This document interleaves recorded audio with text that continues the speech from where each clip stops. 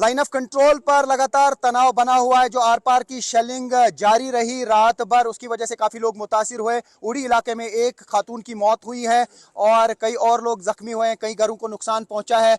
लेकिन अनफॉर्चुनेट बात यह है कि कल एक फैमिली बाहर जा रही थी गाड़ी में, यानी अपने आप को बचाने के लिए वो उड़ी इलाका छोड़ रहे थे। जब वो मोहरा के करीब पहुंचे तो ऊपर से एक बम गिरा गाड़ी पे, क्योंकि पाकिस्तान आर्मी और इंडियन आर्मी के दरमियान जो एक्सचेंज ऑफ फायर हुआ, पाकिस्तान आर्मी की तरफ से जो फायरिंग की गई या गोले बरसाए गए, वो दूर दूर तक पहुंचे, काफी घरों को नुकसान हुआ। और जब वो गोला गाड़ी के छत के ऊपर गिरा तो गाड़ी में मौजूद एक खातून यानी एक लेडी की मौत हुई और दो जख्मी हो गए। ये वो शख्स हैं जिनकी बीवी की मौत हुई और ये एक और शख्स हैं जिनकी बीवी जख्मी हुई, वो हॉस्पिटल पहुंचाई गई। इनके कपड़ों पे हम खून के धब्बे इस वक्त भी देख रहे हैं। आप बताइए क्या हुआ?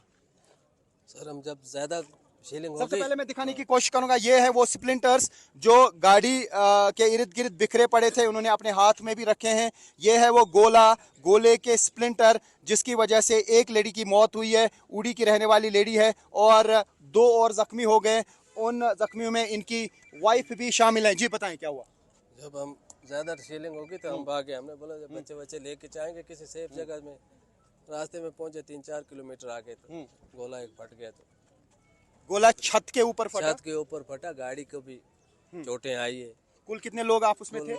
ये 9 या 10 आदमी बस इतने थे। यानी जहाँ पे वो गोला असल में फटा है उसी के नीचे वो लेडी थी जिसकी उतरी थी, वहीं उसी में बैठे थे गाड़ी के ऊपर। तो ऐसे हालात में आप बच गए, ये तो एक करिश्मा ही कह सकते हैं। करिश्मा ही। उसमें से एक तो डेथ हो गई, घर के थे सब, फैमिली हमें घर की है, भाई की ये थी। हाँ, तो दूसरी मिसेस मेरी, उसको भी चोट लग गई। तो उसकी क्या हालत है अभी? उसकी तो फिलहाल ठीक ही है, अभी फिलहाल स्टेबल है? स्टेबल है फिलहाल अभी। तो किस तरह का माहौल था जब आप निकले? क्या समझ के निकले थे? अपने आप को बचाने के लिए निकले थे, लेकिन सोचा नहीं था?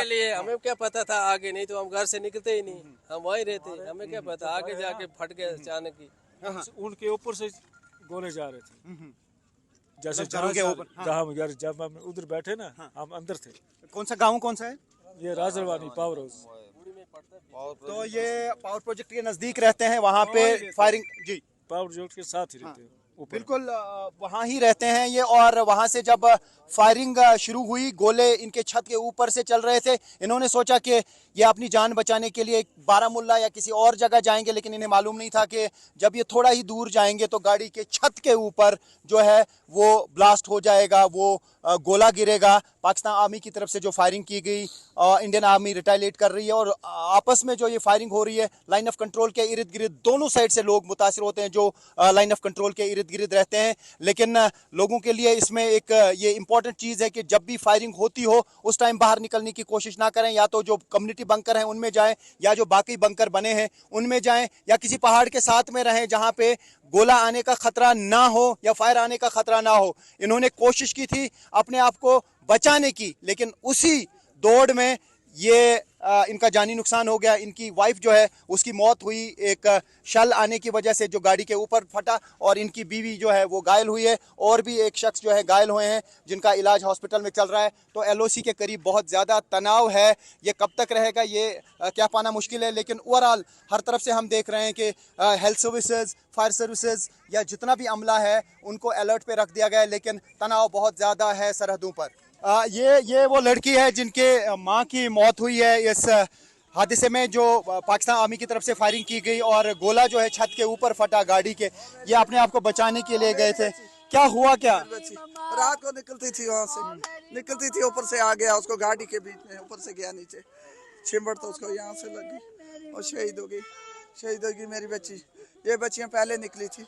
आपकी बेटी थी? मेरी बेटी। इनकी बेटी और इनकी माँ, उनकी मौत हुई है कल। जिस तरीके से आर पार शेलिंग चल रही थी और पाकिस्तानी आर्मी की तरफ से जो फायरिंग की जा रही थी, आर्टिलरी वेपन का इस्तेमाल किया गया, एक गोला जो है वो उस गाड़ी के छत के ऊपर फटा जिसमें ये लोग सवार थे। हालांकि ये कोशिश कर रहे थे वहां से निकलने की, क्योंकि इनके घरों के ऊपर से गोले बरस रहे थे।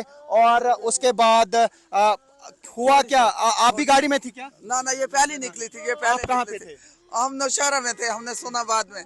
ऊपर से गया है, इधर से चिमड़ थोड़ी था, उसको यहाँ से कटे गया। खून देखो गाड़ी में क्या। अब क्या करें, फिर उसकी डेथ हो गई बीच में। कौन सी गाड़ी है वो? वो हम गाड़ी दिखाने की कोशिश करेंगे। जो गाड़ी पे जो है वो गोला गिरा, हम दिखाने की कोशिश करेंगे आपको। यहाँ पे ये गाड़ी है, तो ये वो गाड़ी है, ये वो गाड़ी है, मैं दिखाने की कोशिश करूंगा जिसके ऊपर जो है ये गोला गिरा। ये आप देख सकते हैं, यहाँ पर गोला गिरा, एक सुराख यहाँ पे हुआ है। ये वो गाड़ी है जिसके ऊपर और जोरदार धमाका हुआ। गाड़ी क्योंकि चल रही थी, मूविंग थी, और जब जोरदार धमाका हुआ तो गाड़ी में 9 लोग सवार थे, उसमें से एक लेडी की मौत हुई है। आप देख सकते हैं ये गाड़ी के अंदर का हाल है, और उसमें एक लेडी की मौत हुई और 2 और जख्मी हो गए। हालांकि 9 लोग यहाँ पे थे, क्योंकि गाड़ी मूव कर रही थी तेज रफ्तारी से, उसकी वजह से जो ही ये धमाका हुआ, यानी कि जो शल इसके ऊपर गिरा, उसका इम्पैक्ट इतना था कि जो यहाँ पे लेडी थी इस स्पॉट पे, उसकी मौत हुई, और साथ में जो 2 और लोग थे इसी स्पॉट के इर्द गिर्द, तो वो गंभीर रूप से वो घायल हुए हैं। हालांकि स्टेबल उनकी कंडीशन बताई जा रही है। तो फिलहाल इस पूरे एरिया में टेंस है। ये वो गाड़ी है जिसके ऊपर कल रात के दौरान गोला गिरा। पाकिस्तानी आर्मी की शेलिंग की जद में ये गाड़ी आई और इसमें एक लेडी की मौत हुई, एक और लेडी जो है वो जख्मी हुई है, और उसके अलावा एक और शख्स इस गाड़ी में था, वो जख्मी हुआ। कुल 9 लोग इस गाड़ी में सवार थे।